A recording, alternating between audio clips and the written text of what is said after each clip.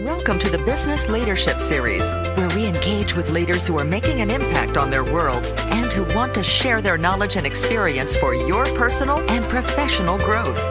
The following interview is designed to inspire you to become the best leader you can be.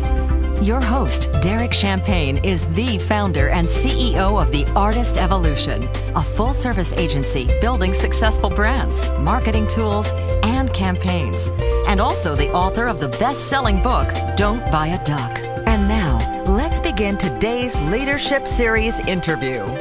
Welcome to the Business Leadership Series, where our goal is to inspire you to become the best leader that you can be. Our guest today, Martha Germann. She is the founder and CEO of Mindful Games Institute.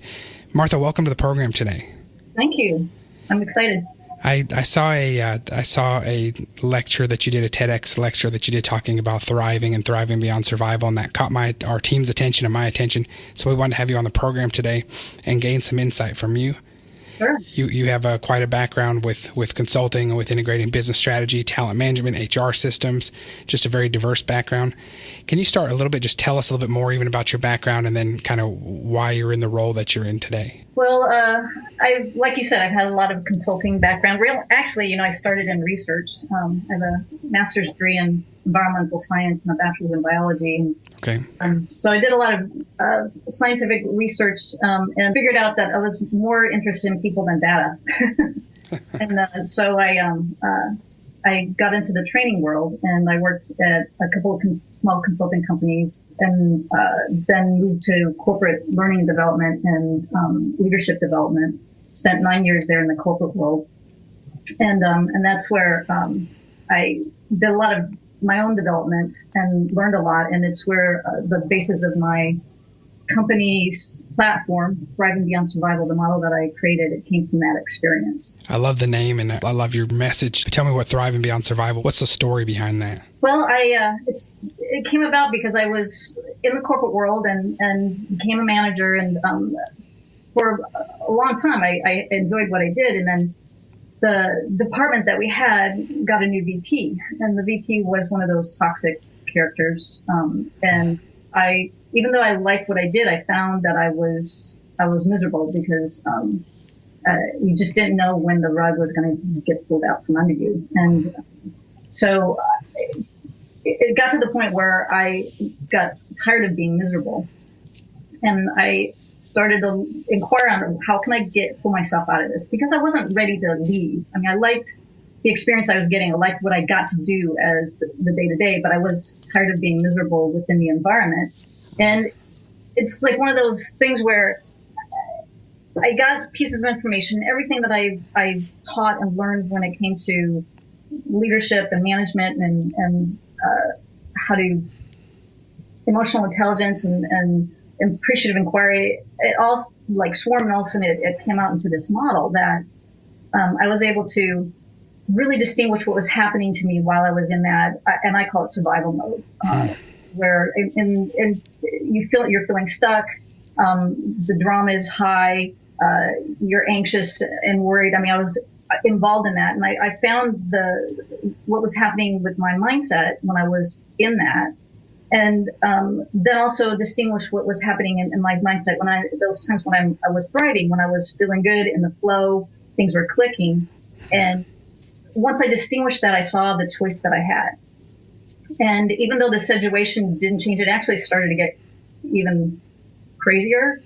It's that how I was within that situation was stable. I mean, I became balanced. I started to enjoy myself in a way that I never had. I was able to make more of a difference because I wasn't in that survival mode. I wasn't anxious anymore. I was able to make better decisions, better track my experience within the situation, and thrive. Even in that situation, I was able to thrive. And so the practices and the distinctions that I got from the model, it really worked for me. And so I was curious on if it only worked for me. So I started talking to other people about it and showing them the model. And when it started to make a difference for them, when things got really started shifting in the job, I decided that, it's going to be more fun to work on helping people thrive. And so that's when I started, Mindful Games Institute.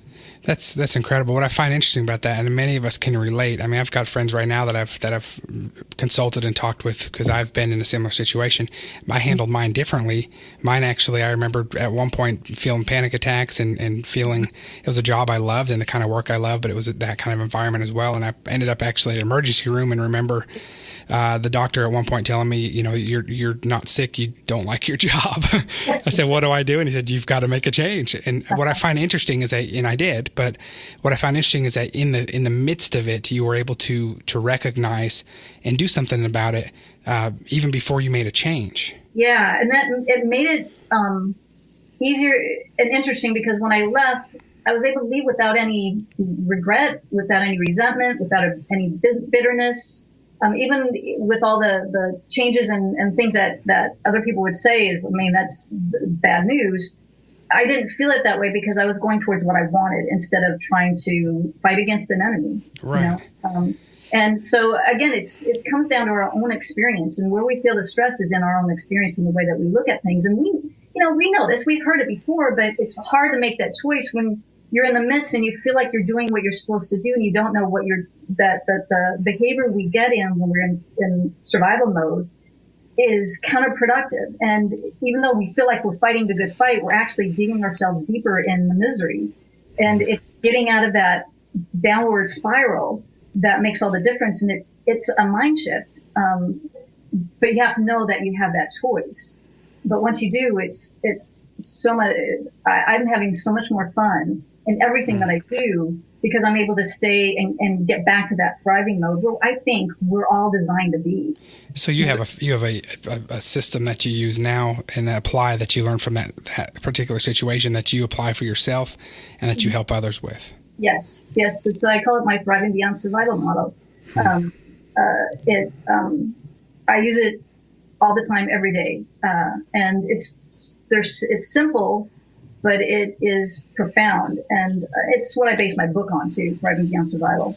Yeah, that's awesome. So tell me what worrying. I've read some of your articles and posts, and how do you address worrying in general? First, it's understanding what's happening when we're worrying is we're paying more attention to what we don't want to have happen. And when we're paying attention to what we don't want to have happen, that's what our brain starts looking for.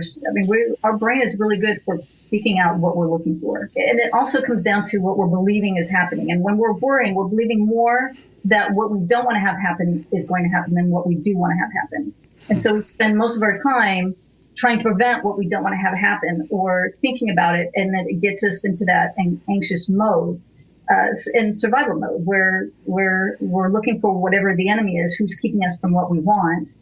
And we're totally distracted from making any progress towards what we do want, what our goals are.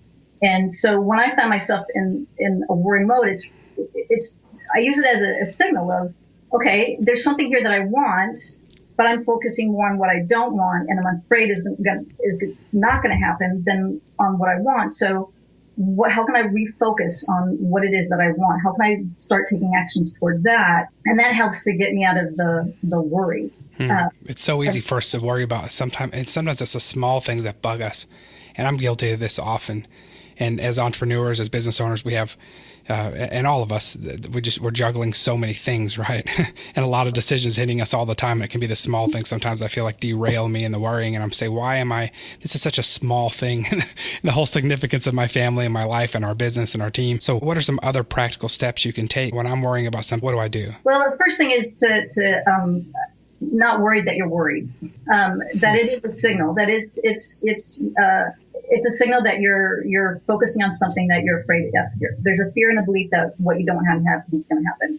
So then it's looking at, one of the things that you can start looking at is distinguishing what it is that you do want. Now, a lot of times when we start doing that, it can make us worry even more because then it's like, okay, I'm looking what I do want, but I'm so afraid that it's not going to happen that it's almost painful to look what I do want. Right. So then it's starting to look at, okay, what is it that I believe is going to happen? Because really the fulcrum of everything, what drives all our behavior and all our thoughts are the underlying beliefs that we have. And it's starting to look at what we believe about the situation, what we believe about ourselves, and knowing that belief we have a choice in it. The thing about a lot of our unconscious beliefs is that we start to be so entrenched with them that they're no longer beliefs, they're our truth. And if it's a truth, we can't change it. Like the belief that I don't have enough time, or I can't do this, or it'll never work out, or it never works out for me, or this always falls flat. Those are all beliefs. But if we've told that to ourselves enough, we feel like it's the truth. And so we spend more of our time proving that that's true than we do going for what we want. So it's looking at what am I believing about this situation, and then looking at what's another belief that I can have.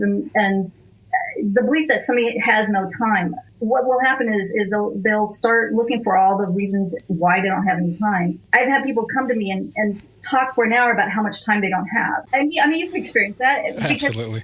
We start to prove what we believe, and we forget that our beliefs we have complete control over. That's the beauty of it. Once we distinguish, it's a belief. And so it's choosing a different belief than I don't have enough time. It could be a belief of, okay, so what can I know I can get stuff done in the next 30 minutes. What do I believe I can get done in the next 30 minutes? So it's shifting that focus off that worry, because we'll become more productive when we're going towards something we want. We waste so much time with all the thought and the worry that we think we're being productive when we're not, because we're looking for all the things that are proving that whatever we were afraid of is true. Like, sure, our calendar, you just look at the calendar. It's like you can come up with an argument of how come you don't have enough time to do it. Right. Yeah, I love the time example, because we verbally share this at our offices. I sometimes find when I get the most protective of my time, and we're all busy. I mean, we all have full calendars, and our emails are all filling up all day. Most of us can relate to that. But I find that when I get the most protective of my time, it's really, when I break it down, it's really just because I'm personally overwhelmed that I book so many meetings. But when I break it down, I've got the time to take care of it. So I'm actually saying something different, and I find that with my peers and my team sometimes too. Is when we say I have no time, we really do. We're just feeling a little overwhelmed with something else, or the amount of kind of things that we've got to do with our time. Yeah, and that belief will take you off track. And right. So it's coming up with a different belief. One of the beliefs that I started cultivating, because it's a conscious belief that you cultivate, it's much more fun to prove that true than to try to prove one that you don't like true. So one of the beliefs I cultivated for myself is I have perfect timing. I mean, my timing's always perfect. And so I'm always on time for appointments. I find I prove to myself of all the time. So that's what I'm looking for, that way to be on time and get things done in a timely manner, because I have that belief. And so to think that I can't get something done in time, it doesn't even come in my purview. It's more like, okay, how can I get this done? Because I have perfect timing. It's going to work out. Right. And so, it goes into the thriving mindset where, in my model and in the way I view it, because I started looking at, okay, what's my mindset when I am in the flow? What is it that's different than when I'm in that worry mode? And what I found is that, the times when I'm really engaged, it reminds me of when I'm engaged in a game. When you're looking to figure things out, when you're looking to reach that goal because you're having fun in whatever it is to reach that goal. And the feedback that you get, the score of the game is just feedback. It's not a judgment on how things are going. It's just, okay, this is where I'm in the game, so I know what I need to do to reach that game. And so I start looking at, okay, what's the goal of my game? I start making out what I call mindful games.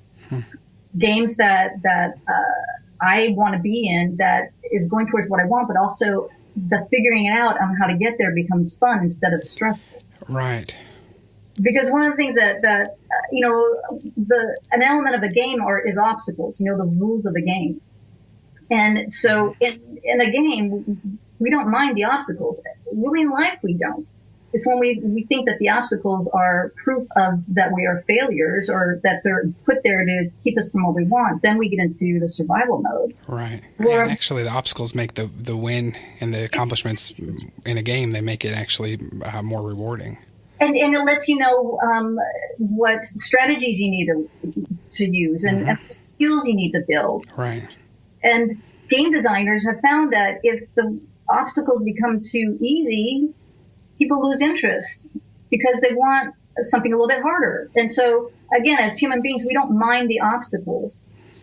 if we see it in the right perspective, in the right frame of mind, in the right mindset. And so I start looking at one, what do I want to believe about the situation? And how can I have it be where my goal is more like a game for me? And getting in that mode where I'm going towards something I want. And it's more the figuring out, because like I said, the thing I like about games is figuring it out, being creative, that a sense of accomplishment. And one of the things about goals is if you're not having fun on your way to the goal, you're not going to have fun when you achieve it. Right. So it's looking at how it's like it gets back to that experience. Yeah, that's absolutely true. Thanks for sharing that. I love that perspective. I haven't heard it quite that way.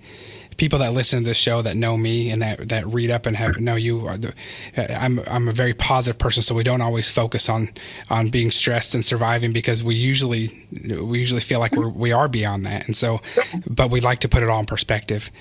Help me in light of this and this mindset of thriving beyond survival, which I love. Who wants to survive? We all do want to thrive. It just makes sense. The same situation, different outlook.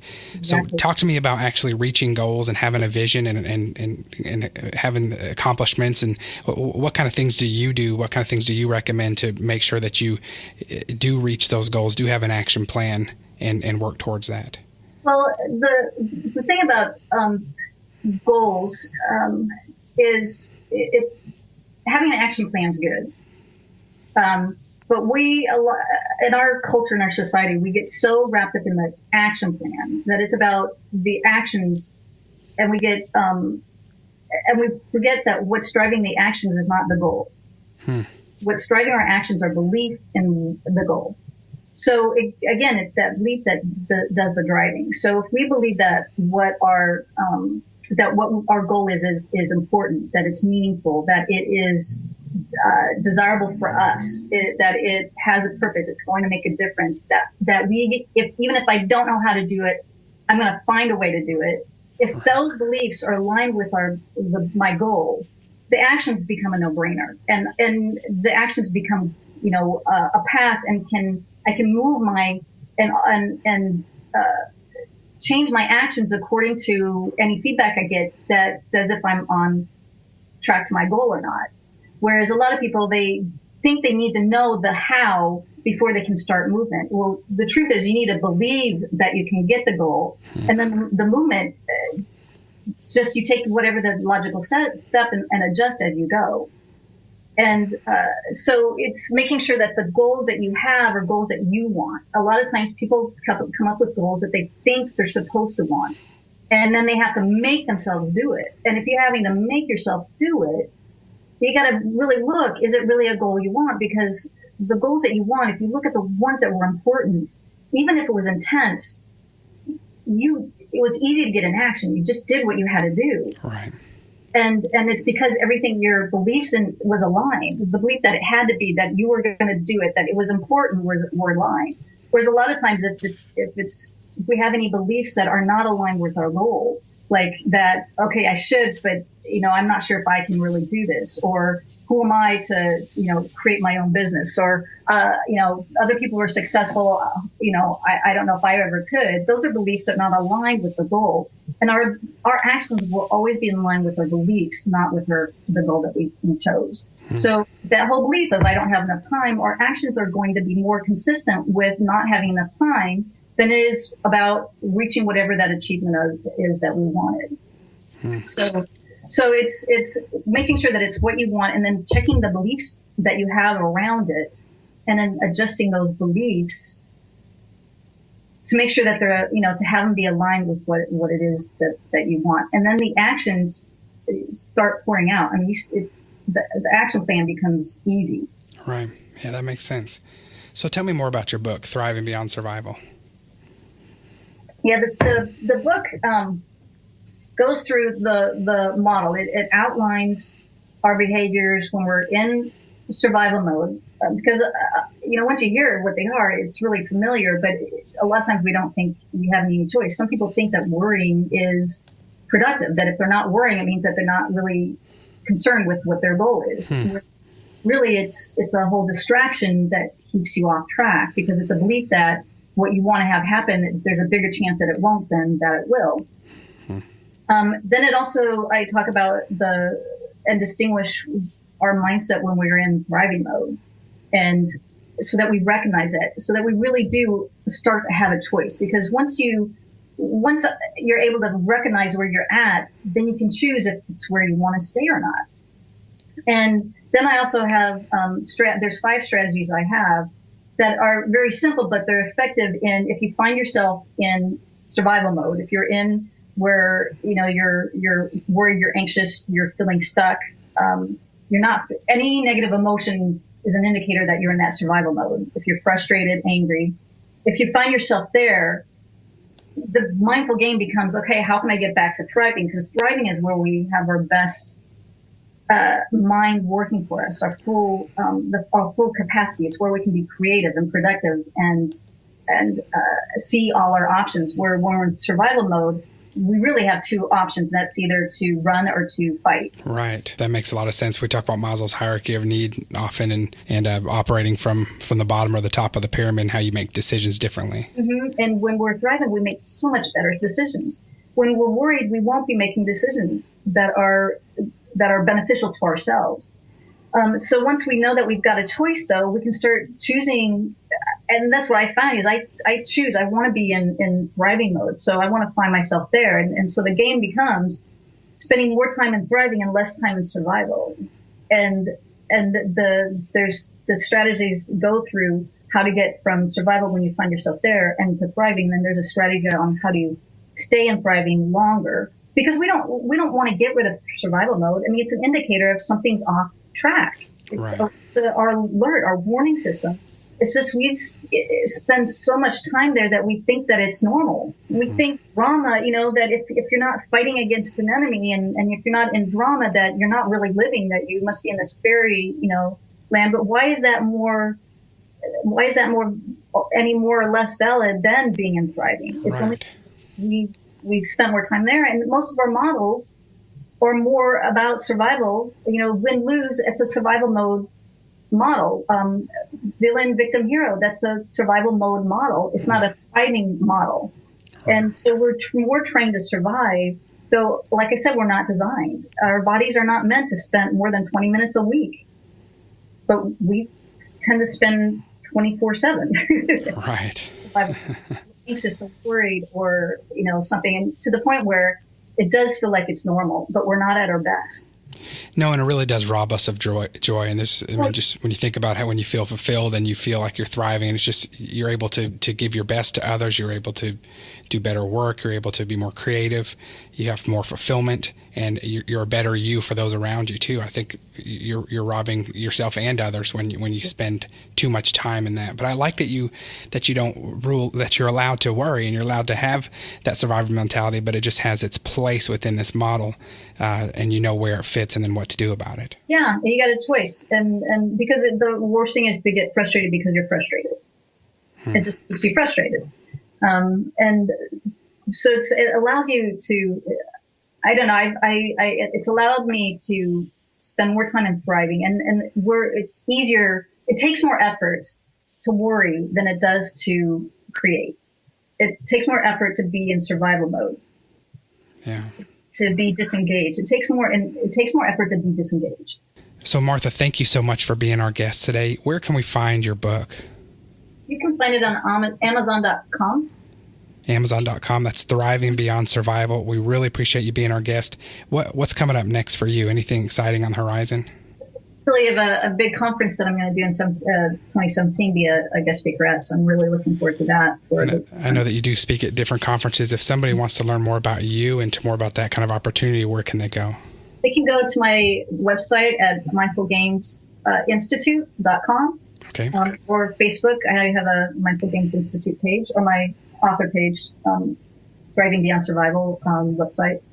Excellent. Martha Germann, she is a founder and CEO of Mindful Games Institute, the author of Thriving Beyond Survival. Thank you again for being our guest today. Thank you, Derek. Take care. You've been listening to the Business Leadership Series, where we engage with leaders who are making an impact on their worlds and who want to share their knowledge and experience for your personal and professional growth. This interview was designed to inspire you to become the best leader you can be.